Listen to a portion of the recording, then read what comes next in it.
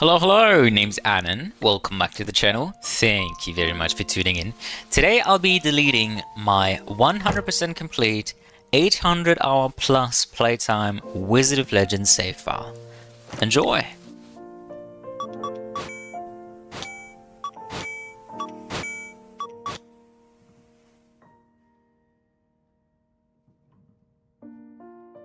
So how does one become a Wizard of Legend? There are a lot of things to learn, but by applying a couple of ideas, you can progress drastically faster. The game starts you off in the museum, where you're briefly taught about the basics. On display, you will find abilities of all elements, enemies being crowd controlled in real time, the distinction between signature and regular versions of abilities, some of the game's original bosses, formerly known as the council members, the basic kinds of enemies you'll be facing and what they're capable of. In the live demo, you're playfully shown how you can dash over pits, open chests, find and equip new items known as relics or abilities known as Arcana. How you can stack up your blue signature charge bar if you manage not to lose it all after a few moments of not hitting any enemies. You can find a hint on the power of Chaos Arcana as your eventual rewards for beating the game, a health orb, easy to miss, and a bunch of helpful NPC dialogue if you choose to hear them out. Many knowledge bits and pieces go unmentioned, can be missed in the rather short tutorial. For example, that you cannot fall off of pits by walking past the ledge, that non-chaos abilities can be up or downgraded except for signatures, that there will be at least one healing potion per floor in your actual run no matter what you do, that cursed items may not be dropped unlike all other items including combined items, or that signature charge decays even when fully ready by waiting too long to use the charged signature. In my opinion, the only crucial information that the tutorial should convey more explicitly is that in this game, unlike so many others of its category, you can define which abilities and passive effects you start your run off with. You can select up to 4 abilities, one of which being a signature that you may not change during a run, a robe stacked with potentially run-defining attributes that cannot be changed during a run but can be upgraded, and a starting item, which you can also freely choose and base your entire run on if you want. You can unlock more of all of these immediately in the lobby after the tutorial. When choosing Arcana, it is crucial to know the Arcana element cycle. Similarly to games like Pokemon, this game uses an element weakness system. That means when you use an ability of any of the regular elements against another elemental enemy, whether it be an elite or a boss, an extra multiplier is applied at damage calculation. An orange arrow is for damage amplification, and a blue arrow is for damage reduction. An element is always strong against itself, i.e. will deal less damage. Any other relations will result in a neutral damage modifier. Additionally, it is worthy to note that Chaos Arcana will always deal neutral damage, no matter the case. Anyone accustomed to video game tutorials and controls can figure this stuff out by themselves pretty fast, as neither the game mechanics nor controls are particularly obfuscated or deep, and the tutorial doesn't manage to convey the usage of any advanced tricks anyway, so feel free to skip the museum whenever you feel ready. Back in the main hub, you're going to want to replace your starter relic with anything else right away. The museum ticket only serves as an indicator for your successful run attempts. You'll start things off with Friendship Bracelet unlocked, which is neat for multiplayer and still useful for single player. I'd recommend equipping that. Alternatively, you can try the Freezing Sprite Naya, or preferably head to the marketplace. Here you can scour for a graduation cap or Jade's gem locator for faster gem gain, with which you can unlock new stuff like abilities or starter items much faster. These relics combine nicely with the Everest rope for even more gem gain. Additionally, graduation cap is a combination relic. That means if you find its counterpart, which also spells required for the prestigious diploma, they'll fuse together to become one more powerful regular relic. For abilities, you can run just about anything you like. I prefer replacing Dragon Arc with Frost Fan. Over the course of your Chaos Trial run attempt, try breaking as many chests and decorative objects such as paintings as you can for extra gem gain and potentially health orbs. Make the run last as long as you can, as often as you can, to maximize your personal progress. Good luck! Once you've made sufficient gem income and you're questioning what to do next, worry not, there are many reasonable things to go for. If you wish to progress faster, you should identify the mistakes you regularly make. Focus on one or two important key aspects of the core gameplay over the course of a run from the very start. For example, positioning, build resilience, dodging, synergy building, or memorizing enemy patterns. You'll improve faster by taking care of specific weaknesses in your playstyle rather than trying to learn all these things at once. Prioritize however you like, though I would recommend focusing on anything allowing you to have longer runs first, as you'll get to spend more quality time learning and playing the game. If you want to go for longevity, trying to improve at the core gameplay, I'd recommend assembling a strong, well-balanced build, so you don't have to worry so much about lacking damage, survivability, or sustainability. Starting with a solid rope and relic, which are easier to decide on as you won't necessarily have to physically try them out to evaluate their worth. Combine strong defensive and offensive options. Upgrade your unlocks only when necessary and focus on the mistakes you make over the course of your runs. Ask questions like, how did I die? Or how did I get here? What made me do this? And look for solutions for the conclusions you'll draw.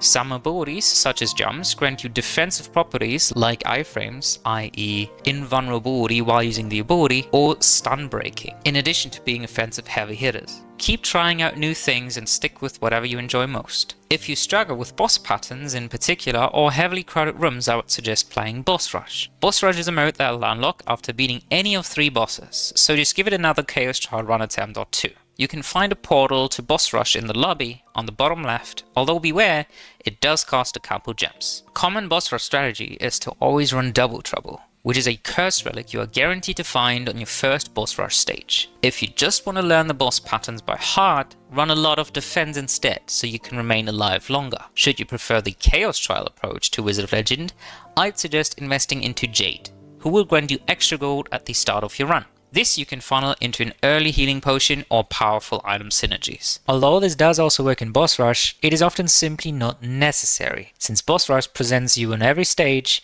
very powerful curse relics, easily accessible relic and ability upgrades both from the shop and boss drops, as well as an additional cursed merchant on top of the guaranteed knock shop, which does include anything from among multiple additional ways of healing yourself, courtesy of Dr. Song, extra money gain from Cramai the Collector or beating Taffy the Pinata, basically free abilities from both Taffy the Pinata and Nocturne the Cardist, and the occasional extra powerful relic from Dr. Song should you be building around health or healing. In either case, I'd recommend staying away from run modifiers while learning the core gameplay. If you have won at least one run, you can purchase one of these special cursed relics in the top left corner of the lobby before any given run as an additional starting relic. A lot of them will easily make or break your average gameplay and allow for you to either absolutely steamroll the game, one-shotting everything in the process, or challenge yourself with new problems. In my opinion, these are very valuable to any advanced players as they bring a lot of new and interesting decision making into assembling a starting build and making mid-run decisions. Of course, you can choose to try them out regardless should they have gotten the better of you. Fit your build pre-run to your personal preferences and needs. If you really like the idea of a certain theme, choose on-theme gear or try out potential synergies. Do you enjoy being tanky? Then use a Grit, Spirit or Shift rope with a matching defensive starting relic and abilities like jumps,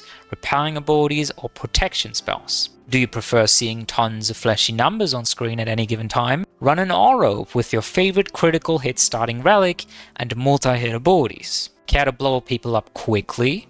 Grab a Venture rope, use large damage percent increases and high base damage abilities. Just want to look cool and try out new unique abilities? Combine the Fury rope with signature charge gain and try out all kinds of signature abilities. If you really like a certain item or ability, incorporate it into your next build. Try out gear that gets you curious or interested, both as a support or when dedicating a build to it. You can both get comfortable with your early game build or deliberately push your comfort zone to new limits to learn more different playstyles and tricks. Not having to worry about your starting gear will allow you to focus on your per run choices and experiences in order to learn the core gameplay loop faster.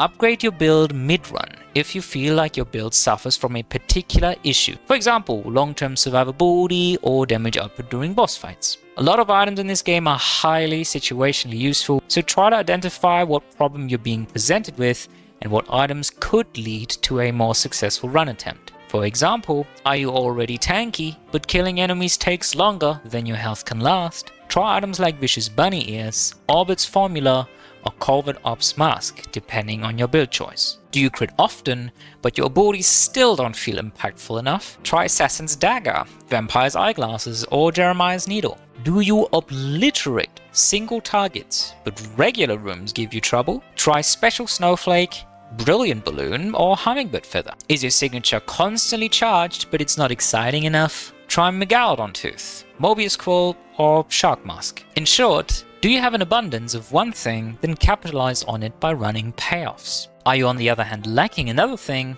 then balance out your build by investing into that until you see results. Not all relics need always be considered or brought along the entire way. Some are extremely useful during specific steps along your journey. Don't feel bad for discarding a Glove of Midas or a Relic Rewards card once you found a more useful relic. In terms of abilities, similarly to a handful of specific relics, some water and earth abilities can shield you temporarily to mitigate damage taken and immunize you from being stun-locked, as long as you only take shielded damage. Certain lightning and wind abilities combine fair and square with crit-based effects as they hit very frequently. Ice abilities, i.e. water abilities that deal ice damage specifically, lightning and wind abilities can also apply strong status ailments keeping enemies at bay. I personally prefer freeze over all else, as it buys you plenty time to wait out cooldowns and reposition, or the freedom to break the frozen enemy right away and continue engaging them in combat. Slow and shock are also quite potent at hindering enemies from hitting you and can simultaneously raise your damage output. Fire abilities usually feature a great amount of base damage or overall damage dealt and are great to jack up your signature bar very quickly and deal large area of effect damage. Earth abilities likewise hit fewer times but equally as hard. These are generally a bit clunky to use or can be difficult to make use of. I think these are a compromise between the very defensive water and more offensive fire abilities. Ability-wise though, you can run whatever you feel comfortable with or interested in, as any and all abilities in this game can manage to win the game. Likewise to relics and ropes, a lot of abilities fit specific niches and can be used as problem solvers to specific situations. Sticking with our running examples, the tanky build would enjoy abilities like jumps or guaranteed evasion for brief and vulnerability. A crit build would love flexible multi-hit abilities with an open end for damage dealing capabilities. Burst builds could prefer combining fast damage outlets with crowd control abilities. And a signature build would typically involve support abilities that are easy to use and stack signature charge with. Here are some beginner build ideas I'll just throw into the room. For the first build, I would run the All Robe with the Vampire's Eyeglasses starter relic and the Arcana Bolt Rail, Razor Burst, Aqua Beam, and Tectonic Drill. Build around crit chance to reliably proc the Vampire's Eyeglasses for mid-combat healing.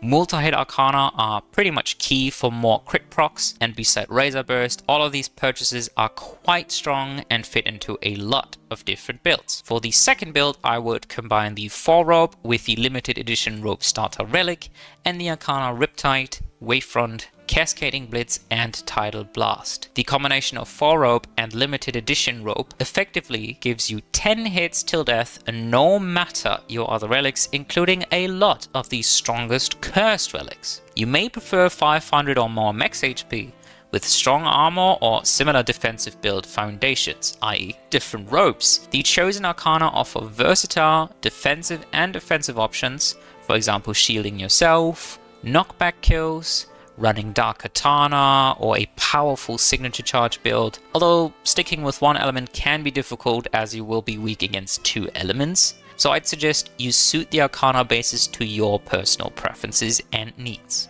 For the third build suggestion, I would highly recommend combining Spirit Robe with the Royal Jelly Starter Relic and the Arcana Riptide, Wavefront, Crystalline Ballista, and Tidal Blast. Similar to the previous build, this combines strong defense with solid offensive Arcana. I chose Crystalline Ballista over Cascading Blitz here as it is fast, easy to use, and deals great damage, which is nice to extend or maintain combos and in turn take less damage. For the next build, I would combine Fury Robe with the Surefire Rocket Starter Relic and the Arcana Riptide, Rayfront, Crystalline Ballista, and Tidal Blast yet again. So it's very similar to the previous build. It combines defensive Arcana with offensive features.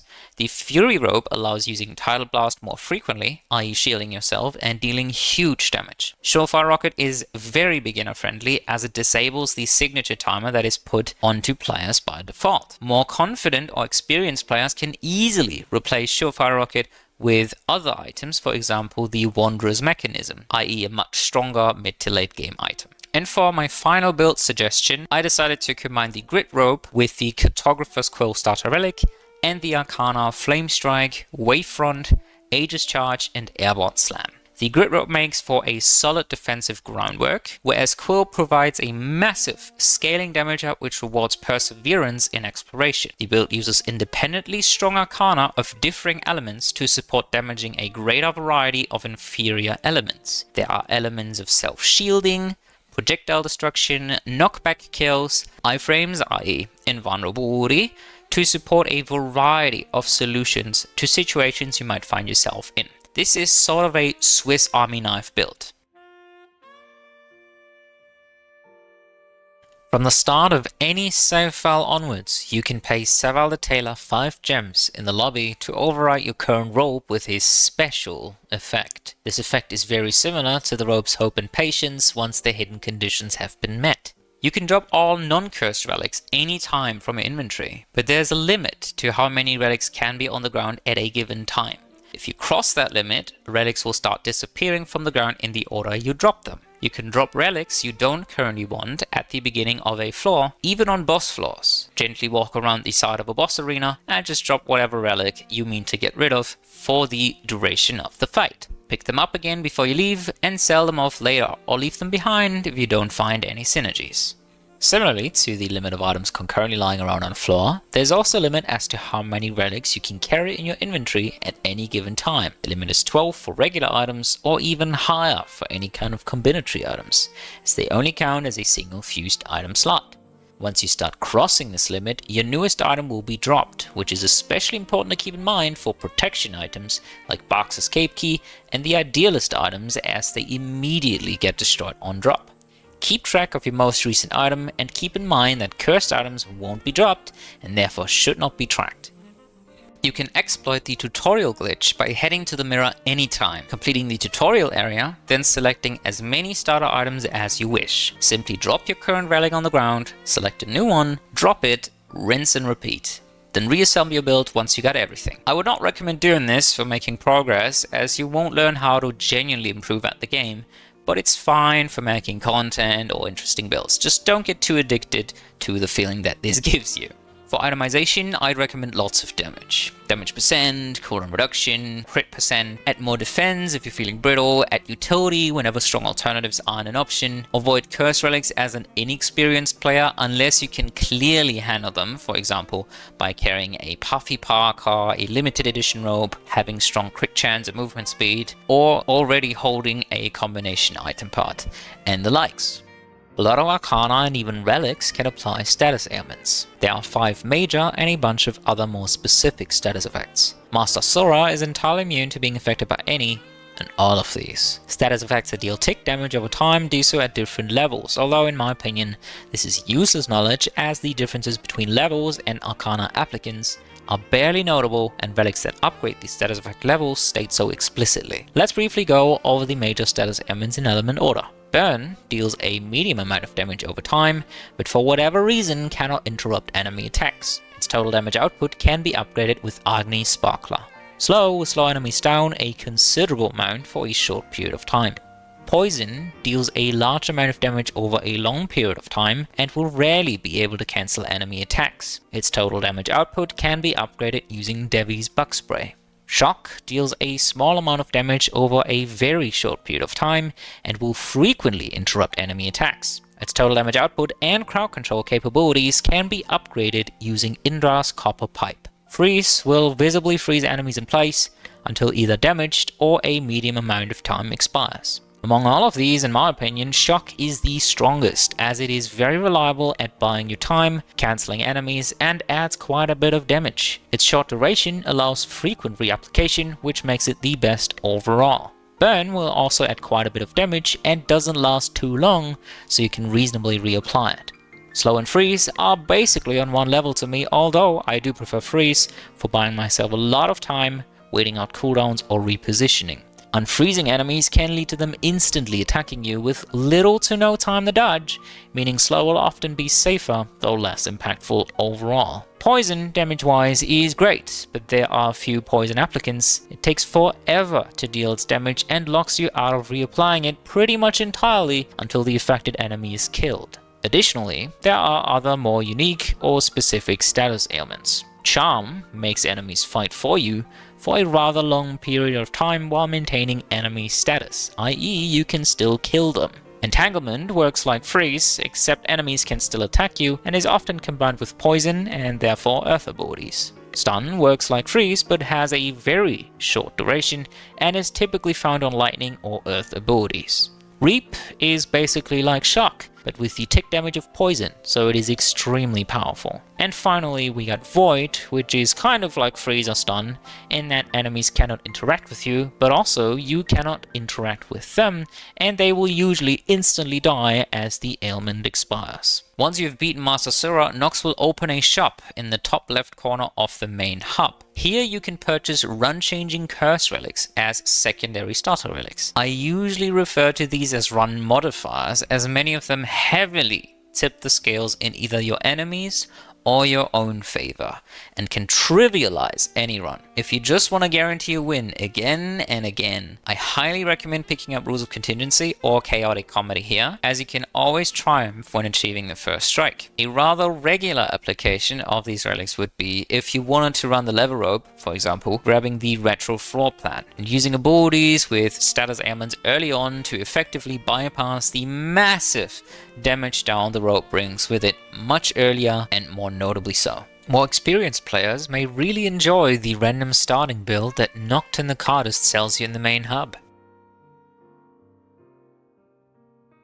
Arcana have icons, i.e. categories, which you can see both in the menu and at Tomi, the book NPC. A circle is for basic Arcana, the arrow represents dash Arcana, the fist symbolizes melee Arcana, a boot is for movement, the scroll is for summons, the plus signs are for buffs, the square sun is for jumps, and the fireball is for projectiles. Untagged abilities like Dragon Surge, for example, belong in neither category and receive no boosts from items buffing any specific category, and unfortunately there is no way to make that happen. Hold down basic Arcana while testing, as some have a charged finisher. Ranged abilities are often much easier to use and abuse mid-boss fight for finishing the boss or for baiting enemies or hitting them repeatedly, then walking away to kill them using poke damage, or reset the aggro, then re-trigger them later. Large area of effect abilities like Exploding Fireball or Bolt Claimer are fantastic, useful tools in any build, both as core part and as build extension. Although for builds such as the aforementioned crit healing build, you should prioritize multi-hit Arcana. Stick with abilities you're comfortable with, but try out your new abilities in case they're more comfortable, fun, or stronger to use in your particular playstyle. Marlind can make single or dual element runs easier by allowing to start in one of the dungeons you're weak against.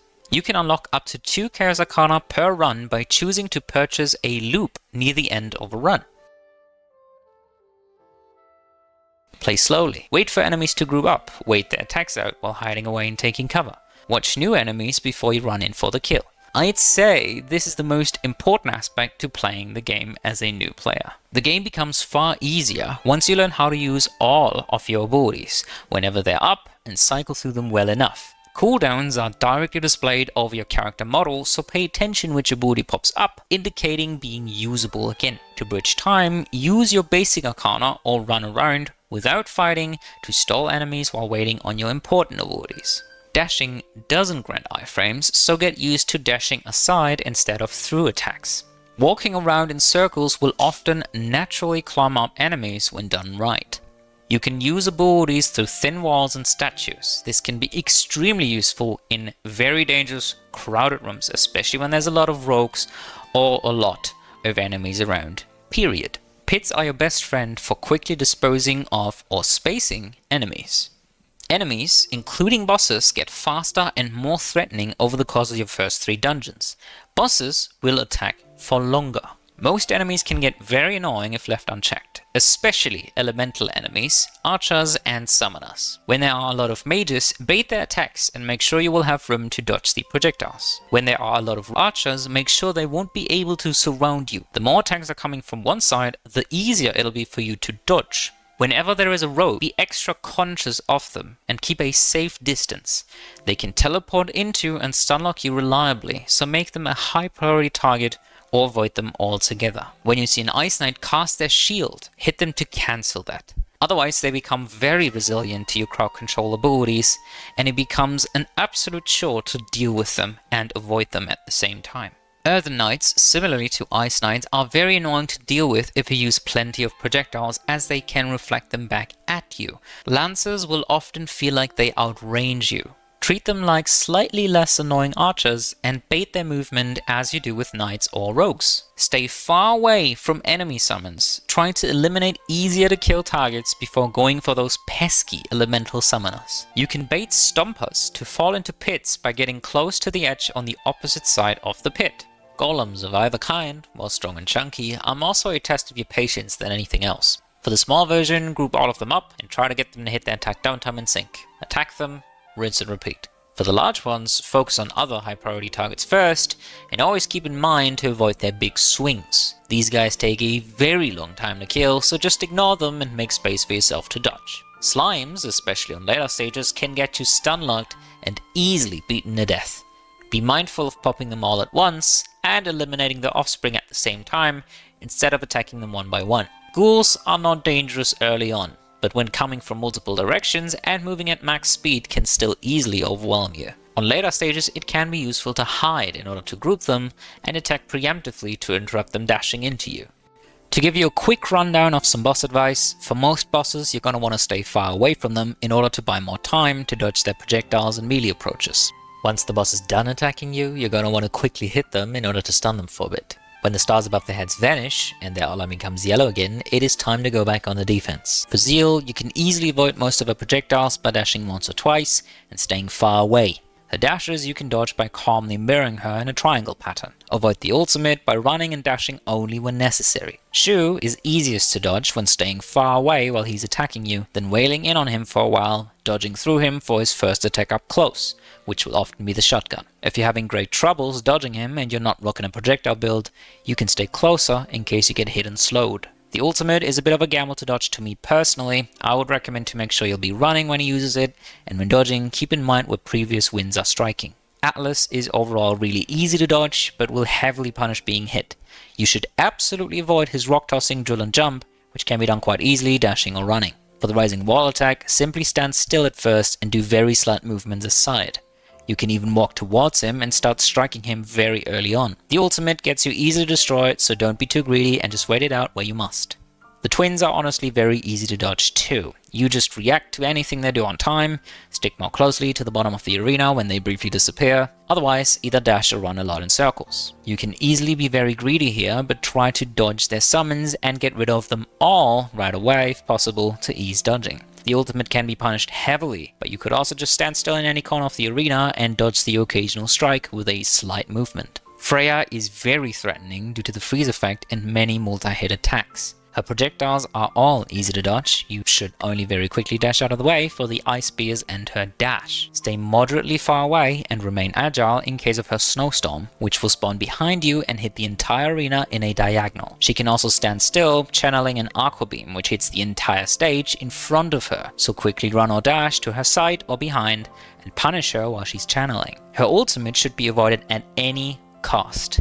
You must be running slowly in a circle around her, so try not to get her stuck against a wall before she's gonna ult. Sora features a lot of variety in Phase 2, whereas Phase 1 is very straightforward: wait, dodge him, attack when he takes a break. In Phase 2, rely on dashing more so than running. Mimic his dashing to avoid attacks like the Earth Dragons and Frostvan, which are very lethal. Treat the Water Beam as you would on Freya by getting behind and punishing him heavily. This will often be the final attack before a Chaos attack. Most other elemental attacks are easy to dodge. The Chaos attacks are also quite easy to dodge. Mostly, you're gonna want to stay away from Sora and away from the middle of the arena. If he summons Chaos Orbs, you're gonna want to eliminate as many of them as quickly as you can, as they will get extremely bothersome and distracting otherwise. After his Chaos ability, he will first dash towards the middle of the arena, then outwards. Interrupt him in any way, and you can punish him to follow up. If you're interested in your personal growth, have a look at your run records every now and then. You can find them at the bookcase by the spawn point. If you're like me and love video game ambience, take a peek at the jukebox NPC down left of the spawn point. There are alternate themes for most if not all soundtracks in the game, my personal favorite being the jazzy versions. In fact, I legitimately bought the jazzy version of Arcane Refuge because I love it that much. The curious among you may have already found the alternate title screens. Simply press left or right on whatever input you're using. The more of a floor you clear, the easier the mini-boss fight will be, indicated by how many skulls are displayed. Although anything below 4 skulls is genuinely fine. If you feel like you can afford it health-wise, always try to full clear every stage for maximum resource and experience gain, both in-game and to you as a player. In case you need even more incentives to explore every stage, there is a slim chance of presents, so-called party chests, to spawn either naturally or by replacing natural large chests. These gifts contain a wide variety of both Relic and Arcana groups, for example the Dragon Arcana cycle. They'll never spawn Cursed Relics or Chaos Arcana though. Talk about things replacing natural large chests, elemental chests can also do that and require being hit by all displayed elements in order. Any particular ability is memorized by the chest to show that you'll be using different abilities. Chaos Arcana count as Joker and will work as any one element. Always attack chests because mimics exist in this game. I'd say focus on always getting the green portal, i.e. the item shop, the pink portal if necessary for ability upgrades, and the red portal whenever affordable. More experienced players will always make sure to get a look at the red portal, as the Cursed Relic shop in particular is extremely powerful and offers some of the strongest items in the game. Even new players can find very useful things there, for example extra abilities, extra money, relic recycling, or even tons of healing and potentially long-term stat increases. One-way ends are often trap rooms. A lot of trap rooms can be avoided by simply not moving too close to the middle of the room and at most strafing around the edges. You can identify these a lot easier by simply opening the full view map. Defuse explosive traps before fighting in trap rooms if you want more space to move around and dodge enemies. Otherwise, you can use them in order to get rid of enemies.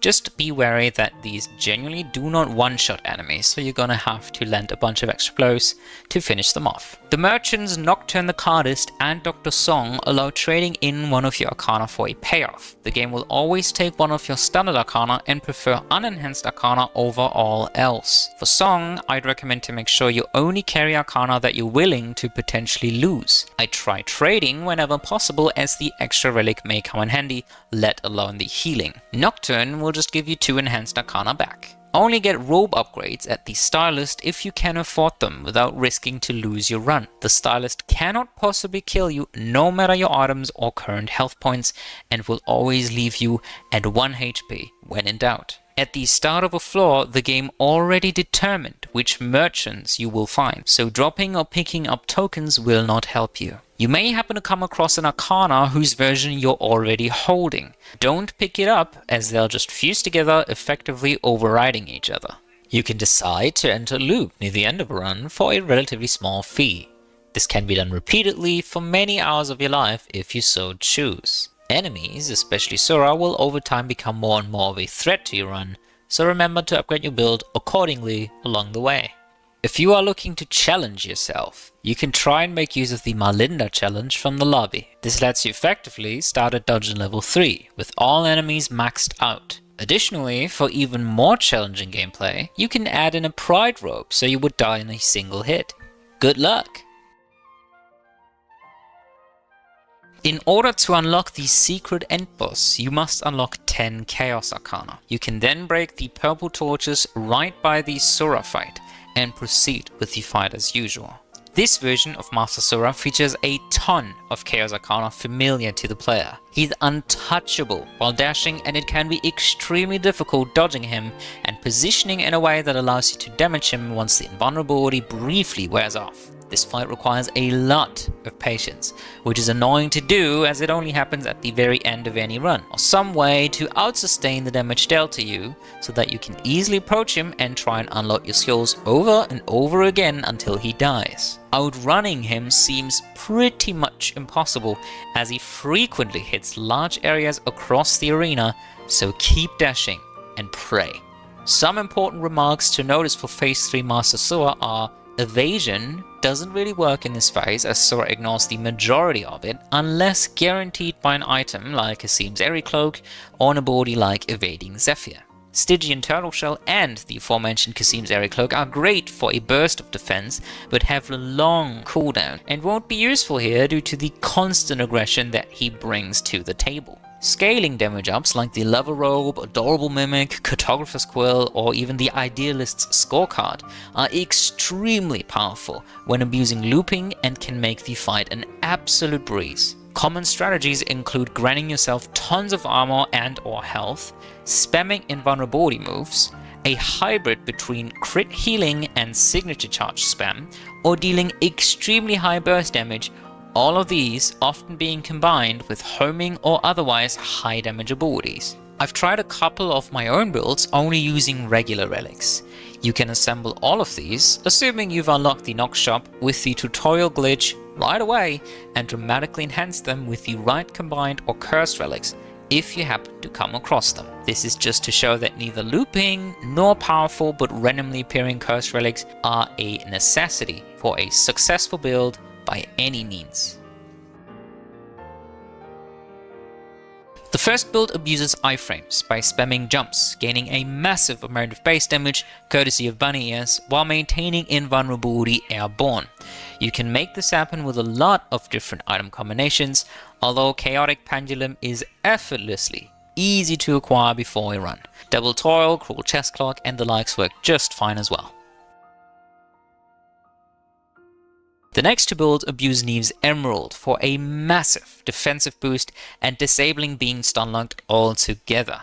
This item is so absurdly powerful you can easily commit to either offensive or defensive relics and still be able to scrape by fairly easily. In the first example, I'm only running defensive relics. Armor alone isn't enough with this as I can't speed up the fight, so I need extra sustain from self-healing, etc. The second variant uses some additional defensive relics for good measure, just to make sure we'll never run out of health. Other than that, it's a bunch of solid damage ups. With even more offensive relics, this item would serve the purpose of being a permanently active Sano's headband for huge aggression potential if you understand when to strike. The rest of the builds are different variations of a signature chain build. Here we use Vampire's Eyeglasses as healing source on crit, Shark Mask to guarantee crits on signature, and Absorption Coil to rapidly generate signature on taking damage. With Orbit's formula in addition, we can then quickly ramp into the next signature. Megalodon Tooth, Secret Wildcard and the likes allow using multiple signatures back to back for even more damage. This is a very safe engine to make effectively any build with enough hit points to invest into the first signature ultimately powerful and flexible. We can then spam summons which aim for us and easily overwhelm any target. We can use homing abilities or abilities that last in the room for a while to ease hitting Sura. We can abuse the healing received for practical invincibility, and we can abuse the abilities we earned along the way by killing Sura. That is it. I hope I could help you out in one way or another. Please keep in mind that I'm by no means an expert. I simply have accumulated a bunch of playtime. Thank you very much for watching the video, and as per usual, until next time, I wish you all a good day, a good morning, or a good night, and goodbye. Goodbye.